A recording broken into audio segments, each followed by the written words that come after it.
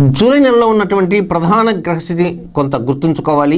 July 14వ తేదీ నుంచి కర్కాటక రాశికి 4వ స్థానంలో శనికుజుల యొక్క సంఘర్షణ అధికంగా ఉన్నది కనుక ఈ శనికుజుల సంఘర్షణ అధికంగా ఉంది కనుక మీరు చేసేటువంటి ఉద్యోగంలో కానీ వ్యాపారాల్లో కానీ లేక ఉద్యోగ సాధన కోసం చేసేటువంటి ప్రయత్నాల్లో కానీ ఆరోగ్య విషయాల్లో కానీ గృహ నిర్మాణం చేస్తుంటే అలాంటి గృహ నిర్మాణ అంశాలు కానీ మీ యొక్క తల్లిగారి విషయాల్లో కానీ లేక వాహన సంబంధమైన అంశాలు కానీ లేక జాయింట్ వ్యాపారాల్లో కానీ ఏదైనా సరే ఒక వృత్తి అంటూ ఉంటుంది కనుక అది వృత్తి కావచ్చు ప్రవృత్తి కావచ్చు ఈ రెండింటిలో కూడా ఈ జూలై 14వ తేదీ నుంచి మీరు ప్రతి నిమిషము ప్రతి నిమిషం ప్రతి సెకండ్ కూడా కొంత అప్రమత్తత అవసరము. అంటే అక్కడ ఏదో ప్రమాదం జరుగుతుందని కాదు, ఏదో కొంత డెవలప్మెంట్స్ జరగడానికి అవకాశం ఉన్నప్పటికీ ఆ డెవలప్మెంట్స్కి భంగమయ్యే విధంగా కూడా పరిస్థితులు వచ్చే సూచనలు ఉన్నాయి కనుక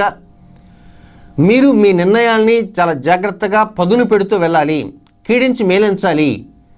ఒక నిర్ణయం తీసుకునే సమయంలో ఉద్యోగ సంబంధ నిర్వహణ అనుకుందాం, ఆ నిర్ణయం తీసుకొని చేసే సమయంలో సాటి ఉద్యోగస్తులు ఒక్కోసారి వ్యతిరేకించవచ్చు లేక ఉన్నతాధికారి వ్యతిరేకించవచ్చు లేక మీరు చేసుకున్నటువంటి ఒక ఉన్నతికి సంబంధించిన ప్రమోషన్కి సంబంధించిన వ్యవహారంలో పావులు కదిపే సమయంలో మిమ్మల్ని కాదని మరొక వ్యక్తి పావులు కదిపే అవకాశాలు కూడా ఉంటాయి. ఏది ఏమైనప్పటికీ కూడా జూలై నెల 14వ తేదీ నుంచి నెలాఖరు దాకా అన్ని అంశాల మీద దృష్టి అధికంగా ఉంచాలి. ముఖ్యంగా ఆరోగ్య విషయంలో కూడా అధిక శ్రద్ధ తీసుకోవాలి. వైద్య నిర్ణయాలకే అధిక ప్రాధాన్యత ఇవ్వాలి. గర్భిణులకు మాత్రం ఎక్కువ జాగ్రత్తలు తీసుకోవాల్సిన అవసరం ఉంది. డాక్టర్ గారు చెప్పింది తూచా తప్పకుండా పాటించాలి. ఒక్కోసారి సిజేరియన్ ఆపరేషన్ల కోసం ప్రయత్నం చేస్తుంటారు కానీ అలాంటి సిజేరియన్ ఆపరేషన్ కోసం ప్రయత్నం చేసేవారు మంచి సమయం కోసం వేచి ఉండకుండా దగ్గరలో ఉన్నటువంటి గైనకాలజిస్ట్ చెప్పినటువంటి నిర్ణయాలకే ప్రాధాన్యత ఇచ్చి ఇక్కడ సమయం ముఖ్యం కాదు, వైద్యుల యొక్క నిర్ణయమే ముఖ్యమని మాత్రం గమనించాలి. గర్భిణులకు పరోక్షంగా శుభవార్త వినగలుగుతారు కానీ ప్రధానంగా మాత్రం సమయం కోసం వేచి ఉండవద్దు. ఇది ఈరోజు మూలా నక్షత్రం ఉందో లేకపోతే చెడు తార ఉందో అనేటువంటి విషయంలో ముందు ఎక్కువ ఆలోచించవద్దు. మనకు కావాల్సింది సుఖ ప్రసవం అవసరము. బిడ్డకు తల్లికి ఎలాంటి లోపాలు లేకుండా వెళ్ళటమే ప్రధానంగా కావాల్సింది కనుక ఆ కోణంలో డాక్టర్ గారు చెప్పిన ప్రకారంగా నిర్ణయాలు తీసుకోండి కానీ సొంత నిర్ణయాలకు సిద్ధాంతులు చెప్పినటువంటి సలహా సంప్రదింపులకు మాత్రం ప్రాధాన్యత ఇవ్వవద్దు. జ్యోతిష్య నియమాలు పాటించడానికి మంచిదే కానీ ఇది ఆరోగ్యానికి సంబంధించిన అంశం కనుక ప్రాధాన్యత అనేటువంటిది వైద్యునికి ఇవ్వాలి కానీ సిద్ధాంతులకి మాత్రం కాదని కూడా తెలుసుకోవాలి. అయితే ముఖ్యంగా ఈ నెలలో 7వ తేదీ 11వ తేదీ 28వ తేదీ 7వ తేదీ 11వ తేదీ 28వ తేదీ ఈ 3 రోజుల్లో కూడా మీ అంతటి మీరు ఎదుటి వారికి సత్యాలు చెప్పడానికే ప్రయత్నించండి, అసత్యాలు చెప్పకండి. ఒకవేళ సత్యం చెప్పటానికి అవకాశం లేకపోతే మనసు బాగలేదు తర్వాత మాట్లాడదామని చెప్పి కొంత తప్పుకోవడానికే ప్రయత్నం అంటూ చేయండి. ఇక జూలై నెలలో ఉండేటువంటి అన్ని బుధవారాల్లో కూడా కొంత స్వార్థంగా ఉండకుండా స్వార్థాన్ని తగ్గించుకోవడానికి మాత్రం ప్రయత్నం చేయండి. బుద్ధి బలాన్ని పెంచడానికి ప్రయత్నం చేయండి అన్ని బుధవారాల్లో. ఇక 2వ సోమవారం అంటే 14వ తేదీ లేకపోతే 4వ గురువారం. 2వ సోమవారం అంటే 14, 4వ గురువారం అంటే 24వ తేదీ అంటే 14వ తేదీ లేక 24వ తేదీ ఈ 2 రోజులు ఏదో ఒక రోజు రాత్రి సమయంలో భోజనం లేకుండా నిద్రించండి. మధ్యాహ్నం భోజనం మాత్రమే చేయండి, రాత్రికి భోజనం వద్దు, ఖాళీ కడుపుతో పడుకోవడానికి ప్రయత్నం చేయండి. 14వ తేదీ లేక 24వ తేదీ ఈ 2 రోజులు చేయడానికి చేస్తే మరీ మంచిది. లేదా ఏదో ఒక రోజున రాత్రి భోజనాన్ని పూర్తిగా విసర్జించండి. దాని బదులు ఏదో ఫలం తిందాం అల్పాహారం తీసుకుందాం అని మాత్రం అనుకోకండి. కొంతవరకు ఆ లివర్కి కొంత రెస్ట్ ఇవ్వటానికే ప్రయత్నం అంటూ చేయండి.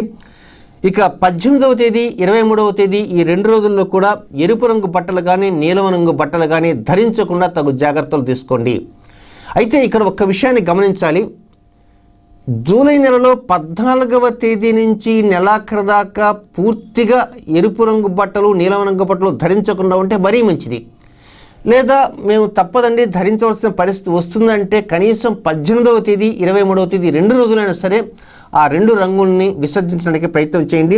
4వ శుక్రవారం అంటే 25వ తేదీ ప్రతి విషయాన్ని చాలా జాగ్రత్తగా ఆచితూచి మాట్లాడాలి. ఒక త్రాసులో పెట్టుకొని విధంగా సమయస్ఫూర్తిగా మాట్లాడుతుండాలి. అదనంగా 2 మాటలు ఎక్కువ మాట్లాడకూడదు, లేక 2 మాటలు తక్కువగా మాట్లాడకూడదు. తక్కువగా మాట్లాడిన సమస్య, ఎక్కువగా మాట్లాడిన సమస్య, చాలా బ్యాలెన్స్డ్గా మాట్లాడుతూ ఉండాలి. కనుక దీన్ని గమనించాలి. 24వ తేదీ శుక్రవారం నాడు. అలాగే నూతనంగా ఏదన్నా వస్తువులు కొనుగోలు చేయాలి అంటే కొంత ఈ నెలలో మాత్రం మరొక్కసారి పునరాలోచించండి. ఈ నెల కొనకపోతే వచ్చే నెల కొనుక్కోవచ్చు కదా, తొందర ఏమి అనేటువంటి రీతిలో వ్యవహరించి వాయిదా వేసుకోవటానికే ప్రయత్నించండి. ఇక తప్పదు అనుకున్నటువంటి సమయంలో మాత్రమే, విధి లేకపోతేనే నూతన వస్తువులు కొనుగోలు చేయడానికి ప్రయత్నించండి. లేకపోతే వాయిదా వేసుకోవడానికి కూడా వెనకాడవద్దు.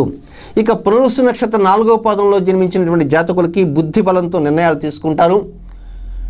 ఎంత బుద్ధి బలంతో నిర్ణయాలు తీసుకున్నప్పటికీ కొంత విమర్శల జడివాన వస్తూ ఉంటుంది. ఆ విమర్శ జడివానకి తట్టుకుంటారు.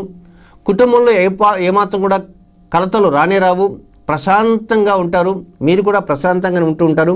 అయితే ఒక ముఖ్య ప్రయాణాన్ని మాత్రం కొంత అనారోగ్య కారణంగా వాయిదా వేసుకుంటారు. దానివల్ల నష్టం అంటూ ఏమీ లేదు.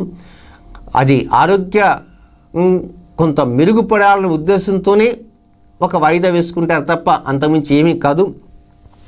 ఈ మాసం అంతా కూడా చాలా నిర్భీతిగా వ్యవహరిస్తూ ఉంటారు. మీరు తీసుకున్నటువంటి నిర్ణయాలు 3 పూలు 36 కాయలుగా పరిడవిల్లనేటువంటి ఆశాజనకమైనటువంటి పరిస్థితులతో మునిగి తేలుతూ ఉంటారు. అయితే ఇక్కడ ఒక్క నిర్ణయం మాత్రం గుర్తుంచుకోవాలి. ఈ పునర్వసు నక్షత్ర 4వ పాద జాతకులు 11వ తేదీ శుక్రవారం మూలా నక్షత్రం వచ్చింది. జూలై 11వ తేదీ శుక్రవారం మూలా నక్షత్రం. ఉదయం రాహుకాలం 10 గంటల 30 నిమిషాల నుంచి 12 గంటల వరకు ఉన్నటువంటి రాహుకాల సమయంలో వీలైనంత వరకు మీరు ఏ ప్రాంతంలో ఉంటారో ఆ ప్రాంతంలో ఉండటానికి ప్రయత్నం చేయండి. అంటే సపోజ్ ఆ రోజున ఒక దూర ప్రాంతాలకు వెళ్ళాలనుకుంటారు. ఆ రాహుకాలం దాటిన తర్వాత బయలుదేరండి. లేదా ఆ రోజు ఆఫీస్కి వెళ్ళాలి, వీలైనంత వరకు మధ్యాహ్నం దాకా మధ్యాహ్నం నుంచి వెళ్ళండి. అంటే కుటుంబంలో ఉన్నటువంటి వ్యక్తులతో కానీ లేక మీ రూమ్లో కానీ మీరు కానీ మౌనం పాటించే అవసరం లేదు. అటు ఇటు నడవాల్సిన అవసరం లేదు. స్థిమితంగా కూర్చోవసరం లేదు. మీరు ఏ గృహంలో సూర్యోదయం తర్వాత ఉంటారో అదే చోట రాహుకాలం దాటేంత వరకు ఉండటానికే ప్రయత్నం చేయండి. 11వ తేదీ శుక్రవారం మూలా నక్షత్రం వచ్చినటువంటి సమయంలో. ఇది గుర్తుంచుకోవాల్సింది పునర్వసు నక్షత్రం 4వ పాదంలో జన్మించిన జాతకులు. ఇక పుష్యమి నక్షత్రంలో జన్మించిన జాతకులు వ్యక్తిగత ప్రతిష్టని బాగా పెంచుకుంటూ ఉంటారు.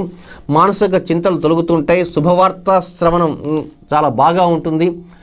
వివాహం కానటువంటి వారికి తీపి వార్తలు కొంచెం ఆలస్యంగానే వస్తూ ఉంటాయి. వ్యాపారంలో మంచి నిర్ణయాలు తీసుకోవడానికి అవకాశాలు కూడా ఈ నెలలో వస్తుంటాయి. కొంత కలహప్రదమైనటువంటి వాతావరణం జోలికి వెళ్లకుండా కొంత మానసికంగా ప్రశాంతంగా ఉండే విధంగా ఏదో ఒక విందులు కానీ లేక వినోదాలకు కానీ వెళ్ళాలనేటువంటి రీతిలో కొంత మనసుకి బాగా పదును పెడుతూ ఉంటారు. అయితే 15వ తేదీ అంటే నెలలో మధ్య భాగంలో 15వ తేదీ మంగళవారం శతభిష నక్షత్రం వచ్చింది. ఈ శతభిష నక్షత్రం వచ్చిన మధ్యాహ్నం రాహుకాల సమయంలో అంటే 3 గంటల నుంచి 4 గంటల 30 నిమిషాల కాలంలో ఈ ఆశ్లేష నక్షత్ర జాతకులు కావచ్చు, పుష్యమి నక్షత్ర జాతకులు ఈ ఇరువురికి చెబుతున్నాను.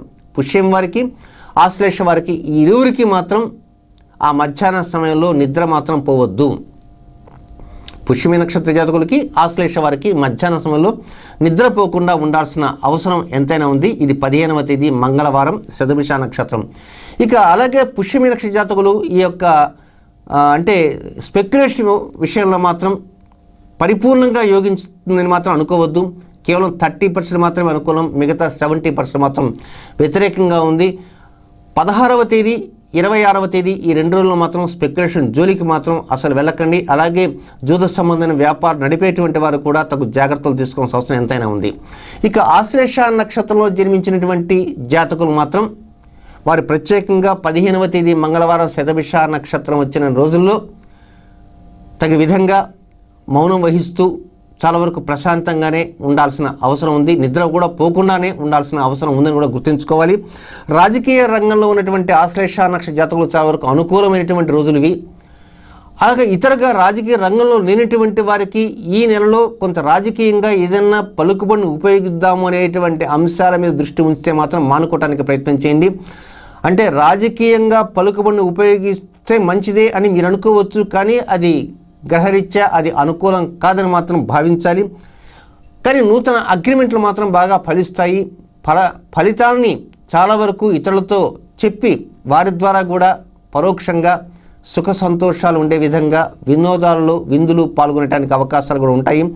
మాతృవర్గీయులతో ఎలాంటి పట్టింపులు ఉండవు. తరచూ శరీరం కొంత అలసిపోయేటువంటి అవకాశాలు చాలా ఎక్కువగా ఉన్నాయి. అంటే శరీరానికి అలసట ఎక్కువగా పెడుతూ ఉంటారు. అయితే 5వ తేదీ దాని తర్వాత 22వ తేదీ ఈ 2 రోజుల్లో కూడా వాహన మరమ్మతులకి అధిక ప్రాధాన్యత ఇవ్వండి. అలాగే వాహన చోదకానికి కూడా అధిక ప్రాధాన్యత ఇవ్వాల్సిన అవసరం కూడా ఉంది. ఆశ్లేష నక్షత్ర జాతకులకి గుర్తుంచుకోవాల్సిన మరొక ముఖ్య గమనిక ఉంది. అదేమిటంటే జూలై 25వ తేదీ శుక్రవారం ఆరుద్ర నక్షత్రం. ఆ రోజు సూర్యోదయం నుంచి సాయంత్రం వరకు తీపి పదార్థాలను తినకండి, పులుపు పదార్థాలను తినకండి, పెరుగుని స్వీకరించవద్దు. తీపి పదార్థం తినవద్దు, పులుపు పదార్థం తినకండి, పెరుగును స్వీకరించండి. మిగిలిన అన్ని పదార్థాలని చక్కగా స్వీకరించవచ్చు. పులుపుని తినవద్దు, తీపిని తినవద్దు, పెరుగును స్వీకరించవద్దు. మిగిలిన పదార్థాలన్నీ చక్కగా తినవచ్చు. ఇది 25వ తేదీ శుక్రవారం ఆరుద్ర నక్షత్రం సూర్యోదయం నుంచి సూర్యాస్తమయం దాకా. ఆశ్లేష నక్షత్రం ఈ విషయాన్ని గుర్తించండి. మొత్తం మీద జూలై నెలలో కర్కాటక రాశి జాతకులకి మరింత మేలైనటువంటి విధంగా ఈ పరిహారాలు పాటిస్తే అవకాశాలు వచ్చే సూచనలు అధికంగా ఉన్నాయని మాత్రం భావించాలి.